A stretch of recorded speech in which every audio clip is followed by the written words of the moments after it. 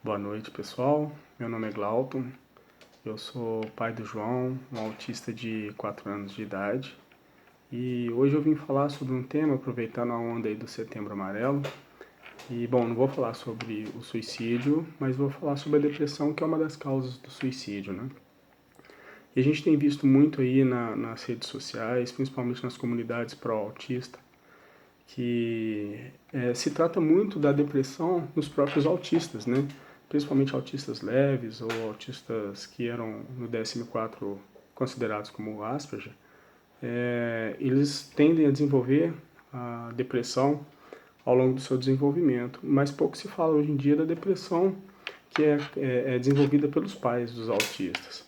É importante entender o que é a depressão. A depressão ela é uma doença, ela não é frescura, ela não é doença de rico, é uma doença que ela é ocasionada no sistema, ela acomete o sistema nervoso central, principalmente ela deixa ou reduz a produção de alguns neurotransmissores que são responsáveis pelo bem-estar, pela alegria, né?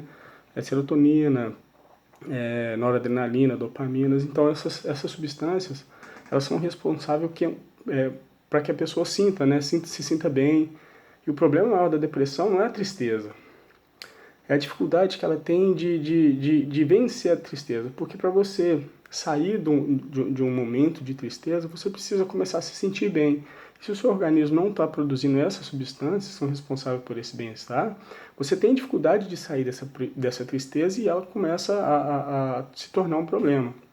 E pessoal, a depressão mata. Então, se ela não for tratada, ela mata, como a gente tem visto muito casos de suicídio aí, né?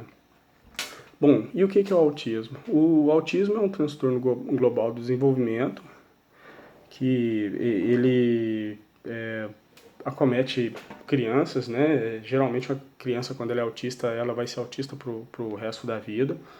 E quais são os prejuízos que o autismo traz para a criança? Dificuldade na comunicação, dificuldade na interação social, alteração do comportamento, interesses restritos a determinados assuntos ou a determinados objetos, movimentos repetitivos. Então, essas crianças elas apresentam esses sintomas e vários outros que estão dentro do espectro autista, né? Uma universidade no estado de Illinois fez uma pesquisa, né, um estudo sobre o desenvolvimento da depressão em pais de autistas, e foi um número que eu achei até alarmante, que numa população de 100 famílias, 30% desses membros da família, dos pais de autistas, né, desenvolveram a depressão. Então a gente está falando uma relação mais ou menos de a cada 10 pessoas, 3 pais de autistas irão desenvolver a depressão. E eu achei um número bem alto. E é complicado hoje em dia a gente criar uma criança até neurotípica mesmo, uma criança normal. Ela já demanda uma determinada energia, uma determinada atenção, isso acaba gerando um estresse. Agora, uma criança especial, ela acaba demandando mais energia. E existe vários processos durante a criação dessa criança, desde o recebimento do diagnóstico, que ele vai passar pela parte, a família passa pelo luto, que é começar a aceitar esse diagnóstico, né? Porque todo mundo faz um planejamento. Por mais que o filho não seja planejado, a partir do momento da concepção, você espera receber um filho que não tem nenhum transtorno, que não tem nenhuma dificuldade. E a partir do momento que você recebe essa notícia, você tem um tempo ainda para digerir.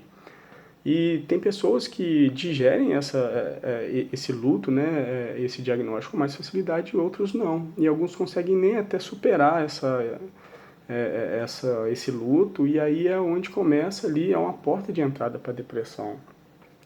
Alguns, né, dos membros da família, ou o pai ou a mãe, às vezes precisa sair do trabalho ou reduzir a carga horária, e todo aquele planejamento profissional que você havia feito acaba que muda. Então, existe uma série de mudanças na sua vida que você precisa se reorganizar e tocar a vida dali para frente com o novo diagnóstico que foi recebido pela família.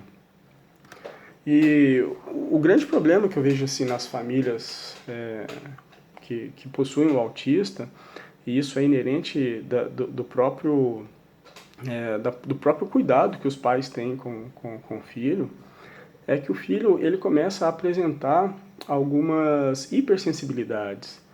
E, por exemplo, meu filho ele desenvolveu a hipersensibilidade auditiva, tem autista que desenvolve hipersensibilidade visual, olfativa. Então, determinados cheiros, imagens, luzes ou sons incomodam muito os autistas.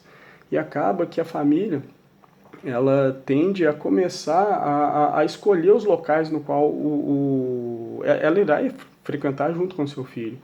Por quê? Por exemplo, no meu caso, eu sei que se eu for levar o João num lugar que tem muito estímulo sonoro, barulhos muito altos ou muitas pessoas se movimentando, isso vai ocasionar um estresse nele. E ele se estressando, a gente vai acabar se estressando no ambiente também, não vai ser legal nem para a gente nem para ele. Então, existe um processo de antissocialização da própria família, onde ela começa a escolher os locais que ela pode frequentar com a criança. E nesse contexto antissocial, familiar, a gente precisa estar muito com a família em si muito bem estruturada, muito coesa. Porque a relação intrafamiliar é muito importante nesse processo. Porque vamos supor uma mãe que está ali na lida do dia a dia com o filho e que não tem nenhum suporte do marido ou dos amigos. Isso, por ser um tratamento bem complexo, assim, os autistas eles precisam de muitas terapias. Então você acaba sobrecarregando a pessoa e o excesso de estresse também é uma porta de entrada para a depressão. Então é preciso estar atento com esses pais. E essa instabilidade emocional que pode ocorrer, ela precisa ser identificada, ela precisa ser tratada, porque senão acaba ocorrendo aquele efeito bola de neve. Porque um autista ele já tem uma dificuldade de autorregulação emocional. Então, se ele está em um ambiente onde a própria família tem uma certa instabilidade emocional, ele acaba recebendo essa carga. E a partir do momento que ele mesmo já não tem um controle, uma autorregulação emocional, e ele começa a desencadear crises, esse estresse começa a passar para a família e a família também começa a entrar nessa bola de neve, que é essa instabilidade emocional geral. Então, percebe-se que até em famílias neurotípicas, famílias mais tranquilas tendem a ter crianças mais tranquilas. E ao passo que famílias que são mais agitadas tendem a ter crianças mais agitadas. Então é importante que a saúde mental dos pais esteja boa para que elas consigam também dar continuidade no tratamento dos filhos. E aí vem um ponto que esse excesso de estresse, essa dificuldade às vezes de uma esposa que não tem o suporte da família, que a família não entende, que não compreende o que é o autismo, que ela não tem o suporte do marido, ou até mesmo o marido que está ali junto da lida das crianças, que ainda não aceitou o diagnóstico, que para nós homens a depressão ela se comporta, ela se apresenta de uma forma diferente. Eu vou falar um pouco disso mais à frente. Mas é importante a gente estar muito atento ao comportamento desses pais. Porque, Glauton, eu não sou terapeuta, eu não sou psicólogo, eu não consigo identificar se minha esposa, meu marido ou minha irmã está com depressão ou não. Mas a gente consegue saber que o comportamento dela mudou. Então, a partir do momento que uma pessoa apresenta uma mudança de comportamento brusca, a gente tem que acender aquela luzinha ali e começar a se preocupar. Uma pessoa que geralmente é calma começa a ter comportamentos agressivos, ou uma pessoa que é muito extrovertida começa a se fechar, começa a ficar mais triste. E aí é preciso a gente ter essa atenção. Eu vou falar aqui um pouco sobre a diferença, como que alguns tópicos, né, para poder ajudar a identificar a depressão e como que ela se manifesta de forma diferente no homem e na mulher. Na mulher, geralmente, acontece o aumento da sensibilidade emocional. Ela fica mais chorosa, fica mais emotiva, qualquer coisa na televisão que antes não mexia com ela começa a mexer. Às vezes pode gerar irritabilidade também. No homem, é muito comum irritabilidade, agressividade, o aumento de consumo de drogas, bebida alcoólica, cigarro. E ambos também podem apresentar insônia ou excesso de sono, dor de cabeça ou dores que são inexplicáveis pelo corpo, que não tem nenhum, vai ao médico e acaba que não tem nenhum diagnóstico daquelas dores. Também são sintomas da depressão, perda de apetite, é perda de interesse por coisas que antes ele gostava de fazer e do nada para de fazer aquilo. Perda principalmente do prazer e da alegria de viver. Eu acho que quando chega nesse estágio é um momento que a gente tem que ajudar essa pessoa. E como que a gente faz para ajudar uma pessoa que se encontra num quadro depressivo? Primeira coisa é o diálogo. É importante manter o diálogo com essa pessoa. E durante esse diálogo é muito importante que você mais ouça do que fale, que não julgue. Porque uma pessoa, quando está em depressão, ela não espera nenhum julgamento, ela não espera que você fale nada do problema dela.